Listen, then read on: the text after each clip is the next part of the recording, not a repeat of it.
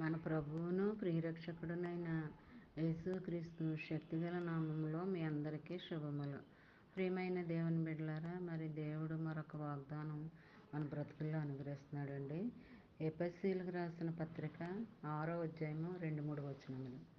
నీకు మేలు కలుగునట్లు నీ తండ్రిని నీ తల్లిని సన్మానించుము, అప్పుడు నీవు భూమి మీద దీర్ఘాయుష్మంతుడు అగుదువు. మరి ఈ వాగ్దానంలో మరి తల్లిని ఎప్పుడు కూడా విడిచిపెట్టొద్దు అంటున్నాడండి. తల్లిని అగౌరవపరిచి మాట్లాడొద్దు అంటున్నాడు. మరి నువ్వు ఈ భూమి మీద మేలుకరంగా, దీవెనకరంగా, ఆశీర్వాదకరంగా ఉండాలి అంటే నువ్వు తల్లిదండ్రులను బాగా చూడాలి, నువ్వు తల్లిదండ్రులను ప్రేమించాలి, నువ్వు తల్లిదండ్రులను గౌరవించాలి. మరి ఆశీర్వాదాలతో కూడిన ఆశీర్వచనాలు మరి ఎలాగ వస్తాయి అనుకుంటున్నారు?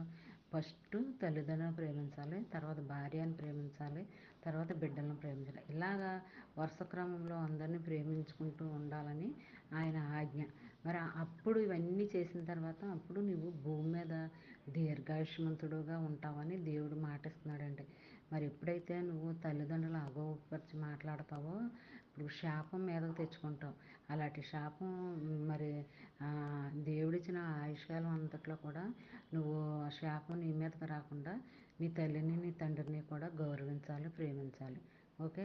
మరి ఈ చిన్న వాగ్దానం ప్రతి ఒక్కరికి షేర్ చేయండి. అలా చేయడం వల్ల చదివిన వారు దీవించబడతారు, పంపించిన వారు దీవించబడతారు. ప్రతి ఒక్కరికి పంపాలి. ఎందుకంటే దేవుని మాటలు కొంతకాలానికి కరువైపోతాయండి.